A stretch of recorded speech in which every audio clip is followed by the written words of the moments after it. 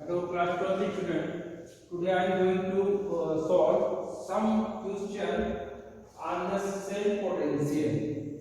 In the previous lecture we have seen that what is the galvanic cell and what is its function and what is electrode potential. Electrode potential क्या होता है ये हमने देखा and what is cell potential. तो cell potential क्या होता है ये भी हमने देखा. तो आज हम उस पर कुछ सॉल्व करने जा रहे हैं, कुछ क्वेश्चन और सॉल्व करने जा रहे हैं. कुछ न्यूमेरिकल जो है दो न्यूमेरिकल और लिए हैं उसको सॉल्व करेंगे सेल पोटेंशियल के. जैसा कि पीछे हमने देखा कि गैल्वानिक सेल का सेल पोटेंशियल कैसे निकालते हैं.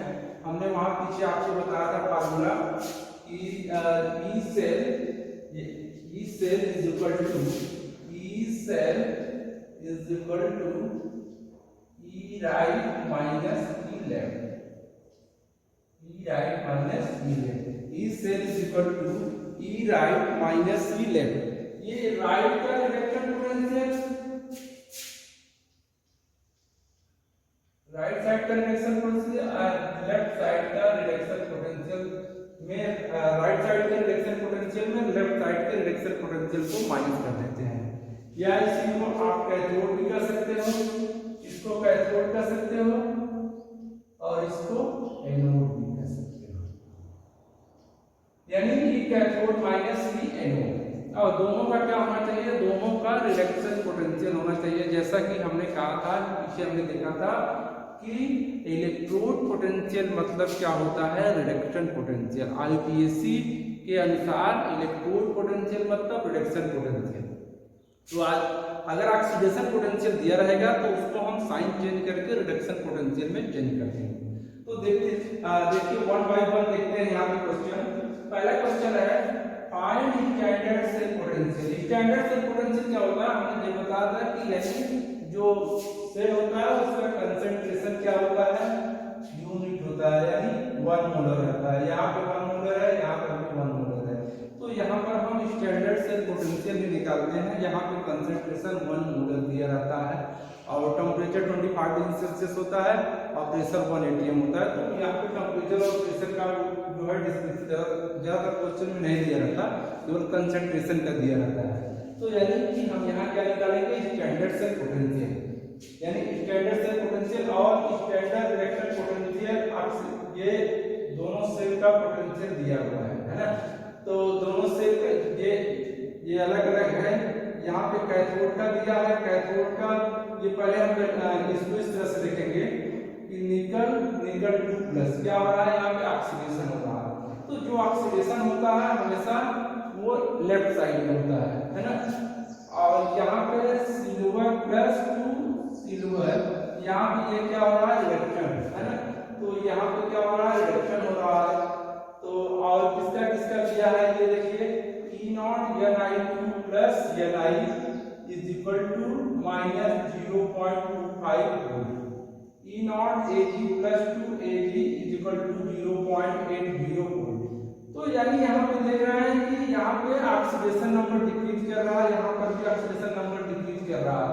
तो दोनों हाफ सेल का रिडक्शन पोटेंशियल ही दिया है. क्या दिया है, रिडक्शन पोटेंशियल दिया है. उसको हमको ऑक्सीडेशन पोटेंशियल साइन यहाँ पे चेंज नहीं करना है.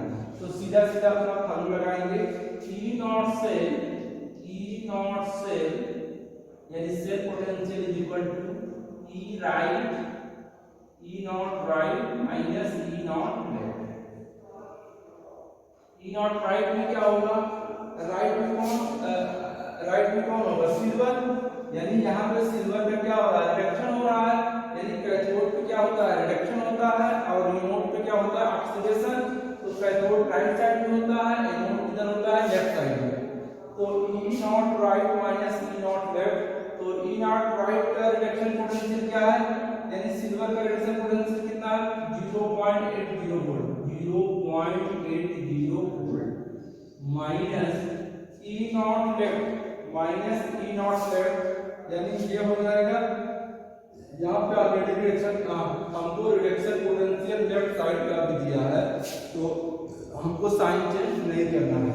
तो ये माइनस हो जाए और ये -0.5 वोल्ट है ना. ये क्या हो जाएगा, माइनस माइनस प्लस हो जाएगा, 0.80 प्लस 0.25 वोल्ट। ये कितना हो जाएगा 80, आप इसको ऐड करेंगे तो 5 हो जाएगा 5 और 8 to 10 यानी 1.05 वोल्ट 1.05 वोल्ट यानी E naught cell standard cell potential E naught cell मतलब क्या हो गया स्टैंडर्ड सेल पोटेंशियल कितना आया 1.05 वोल्ट। इसी तरह से हम सेकंड क्वेश्चन को आप सॉल्व कर सकते हैं, सेकंड क्वेश्चन को भी कर सकते हैं। Find standard cell potential. यहाँ देखिए ये जिंक का ऑक्सीडेशन हो रहा है, लेड का रिडक्शन हो रहा है ना। तो ये राइट वाला है, ये राइट और ये क्या है लेफ्ट और लेफ्ट है।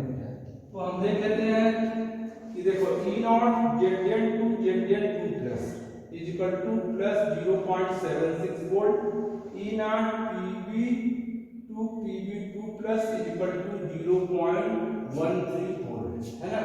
तो यहाँ दोनों का ध्यान से देखेंगे कि दोनों का ऑक्सीडेशन पोटेंशियल दिया हुआ है, दोनों हाफ सेल का ऑक्सीडेशन पोटेंशियल दिया हुआ है न कि रिडक्शन पोटेंशियल।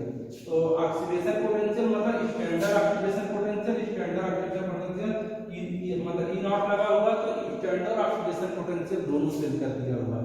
तो सबसे पहले हम उसको चेंज करेंगे स्टैंडर्ड रिडक्शन पोटेंशियल में। तो देखिए ये क्या हो जाएगा E not Zn2 plus Zn हो जाएगा बेटा, साइन चेंज कर देंगे -0.76 वोल्ट और ये हो जाएगा E naught Pb2 plus 2Pb is equal to हो जाएगा -0.13 वोल्ट। अब सेल पोटेंशियल हम यहाँ पे निकाल लेंगे। सेल पोटेंशियल कैसे निकालेंगे देखो, E नॉट सेल वही फॉर्मूला अप्लाई करेंगे, E naught cell is equal to E naught right minus E naught left. तो E naught right minus E naught left, right में कौन रहेगा ये रहेगा, लेफ्ट में ये रहेगा। तो राइट वाला कितना है रिडक्शन पोटेंशियल, ये है -0.13 volt minus E left minus ये हो जाएगा -0.76 वोल्ट